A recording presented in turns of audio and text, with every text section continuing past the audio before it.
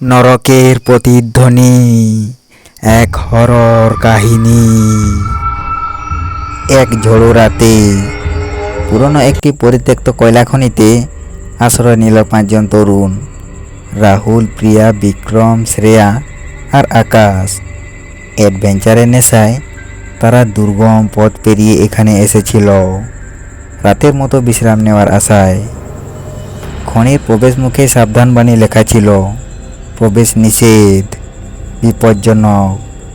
কিন্তু তাদের কৌতূহল আর ভয়কে জয় করার পিতা ছিল প্রবল। খনির ভেতরে জমাট বাঁধা অন্ধকার, স্যাঁতস্যাঁতে দেওয়াল আর লোহার পাতের মরচে ধরা গন্ধ এক গা ছমছমে পরিবেশ সৃষ্টি করল। টর্চ লাইটের দুর্বল আলোয় তারা ভাঙা সুড়ঙ্গ পথ ধরে আরও গভীরে প্রবেশ করল। কিছুক্ষণ পর তারা একটি অপেক্ষাকৃত বড় গুহার মতো জায়গায় এসে থামল। বৃষ্টির হাত থেকে বাঁচতে এটাই ছিল তাদের আশ্রয়। হঠাৎ বাতাসের শস্য শব্দের বাইরেও তারা একটি চাপা গোঙানির আওয়াজ শুনতে পেল। আওয়াজটা যেন খনির ভেতর থেকে ভেসে আসছে, গভীর অন্ধকার থেকে। প্রথমে তারা ভেবেছিল হয়তো বাদুড় বা অন্য কোনো প্রাণীর হবে, কিন্তু আওয়াজটা ক্রমশ স্পষ্ট হতে লাগলো, যেন কোনো মানুষ যন্ত্রণায় কাতরাচ্ছে। তাদের মধ্যে সাহসী বিক্রম টর্চ হাতে আওয়াজ অনুসরণ করে এগিয়ে গেল। কিছুক্ষণ পর সে আতঙ্কিত হয়ে দৌড়ে ফিরে এলো। ওখানে কিছু একটা আছে, ভয়ানক। তার মুখ ভয়ে সাদা হয়ে গেছে। তাদের পীড়াপিড়িতে বিক্রম যা দেখেছিল তা বর্ণনা করল। টর্চ লাইটের আলোয় সে একটি বিকৃতি মানবাকৃতি দেখতে পেয়েছিল, যার চামড়া পোড়া, চোখ কোটর থেকে বেরিয়ে আসা আর মুখটা বীভৎস হাসিতে প্রসারিত। মনে হচ্ছিল যেন কোনো জীবন্ত কঙ্কাল তাদের দিকে তাকিয়ে আছে।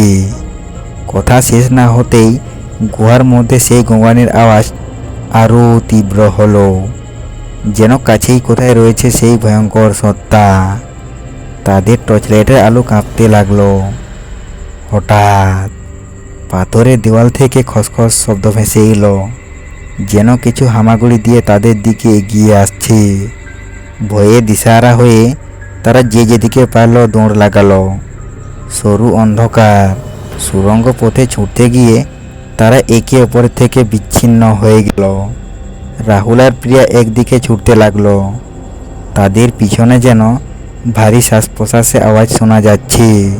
হঠাৎ রাহুলের পায়ের সামনে একটি ঠান্ডা শক্ত হাত ধরল। সে নিচে তাকিয়ে দেখল সেই বিকৃতি মূর্তিটি, তার পোড়া চামড়া আর জ্বলন্ত চোখ। রাহুল চিৎকার করারও সময় পেল না। তীক্ষ্ণ নখের মতো আঙুলগুলো তার পায়ের মাংস ছিঁড়ে ফেলল। প্রিয়া আর্তনাদ করে উঠল এবং আরও জোরে দৌড়াতে লাগলো। অন্যদিকে বিক্রম, শ্রেয়া আর আকাশ অন্য একটি সুড়ঙ্গ পথে ছুটে যাচ্ছিল। হঠাৎ তাদের সামনের পথ বন্ধ করে দাঁড়ালো আরও একটি ভয়ঙ্কর মূর্তি। তার মুখ থেকে পচা মাংসের গন্ধ বের হচ্ছে। শ্রেয়া ভয়ে জ্ঞান হারালো। বিক্রম আর আকাশ তাকে টেনে নিয়ে পালানোর চেষ্টা করলো, কিন্তু সেই অশরীরী তাদের পথ আগলে দাঁড়ালো। আকাশের মনে হলো যেন কেউ তার গলা টিপে ধরেছে। তার দম বন্ধ হয়ে আসতে লাগলো। বিক্রম প্রাণপণে লড়েও সেই অশরীরী শক্তির কাছে হার মানল।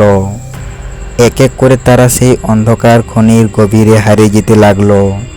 তাদের আর্তনাদ সেই নরককুণ্ডের প্রতিধ্বনির মতো মিশে যেতে লাগলো পাথরের দেওয়ালে।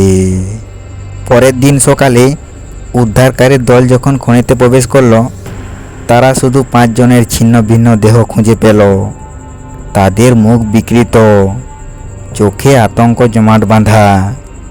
খনির দেওয়ালে রক্তের দাগ, আর বাতাসে ভেসে বেড়াচ্ছিল সেই চাপা গোঙানির অশুভ প্রতিধ্বনি।